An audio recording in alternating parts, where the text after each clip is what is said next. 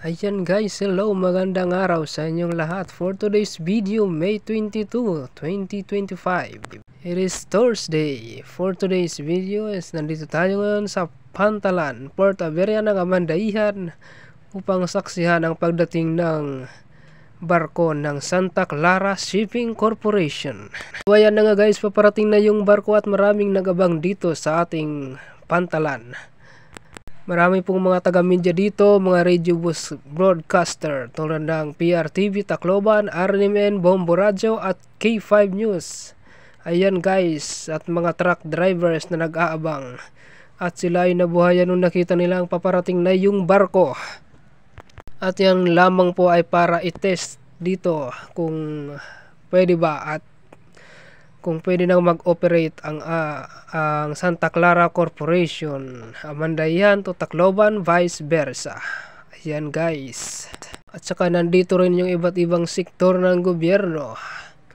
At yung mayor ng Basay at vice mayor at mga sangguniang bayan members at mga konsehalis din ng Basay, nandito sila. Ayan guys. Ayan, kung makikita nyo guys, papalapit na yung barko. Yan ay rampa na dito sa ating Amandaihan Port Averia. Ayan guys, papalapit na guys, malapit na. Sa ngayon guys, wala pa tayong update kung kailan magsisimula ang biyahe papuntang Tacloban. Dahil tinetest pa lang ito kung kaya o pwede na ba. At ayun na nga guys, makikita nyo malawak na yung nakalagay na mga backfill dyan. Yan yung rarampahan ng ating barko. Kasi yung sa kabila kasi mababa, yan ay medyo mataas. Yan yung gagamitin sa rampahan ng barko. Ayan guys. Pagka natapos na yan at okay na lahat, wala nang problema, pwede nang mag-operate ang ating Santa Clara Shipping, Amandaihan Port Area to Tacloban. Ayan guys, alright. Mga guys, muling nabuhayan na naman ang ating mga taga-tracking dito na naantala dahil sa biglaang pagsara ng San Juanico Bridge. At sa ngayon guys, shout out nga pala sa ating barangay council, sa ating barangay kapitan at sa mga sangguniang barangay members at sa SK namin na nandyan at sa mga tanod at BHW na masusipag na ka-on duty palagi araw-araw. Alright, shout out sa inyong lahat. Guys, kung makikita nyo yan dyan yung PRTV, yung broadcast team, iba't ibang radio broadcaster at mga media broadcaster. Ayan guys. At ayun na nga mga ka-Charlie Motos Vlog, kung makikita nyo malapit na siyang makarampa dito. Malapit-lapit na, kunti na lang. Ayan guys. So yan na lang talaga guys yung problema natin, yung rampahan, dahil hindi pa tapos yung pag-backfill ng mga taga DPWH. Tatapusin muna ata yung pag-backfill dyan para okay na yung rampahan ng barko at makapag-operate na. Alright.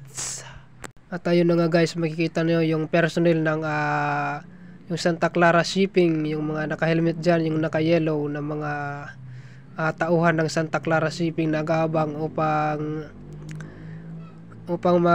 ng lubid ng barko para sa pagtali. Ayan guys.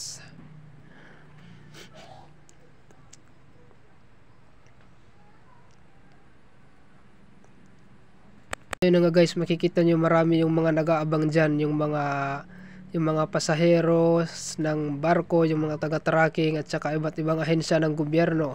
At nandyan, siyempre nandyan rin yung mga taga Coast Guard at Police. Meron din guys yung mga tanod natin dyan, ayan, naka-assist sila. Naka-assist saka yung Coast Guard.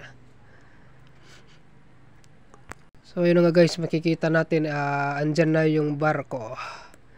Sa mga nag-aalangan dyan, dito na po kayo dahil dito po talaga yung dating daungan ng barko nung sinara yung San Juanico Bridge. Dito yan nag-operate dati yung mga barko, dito dumadaan yung mga iba't ibang uri ng sasakyan upang tumawid papuntang Tacloban area.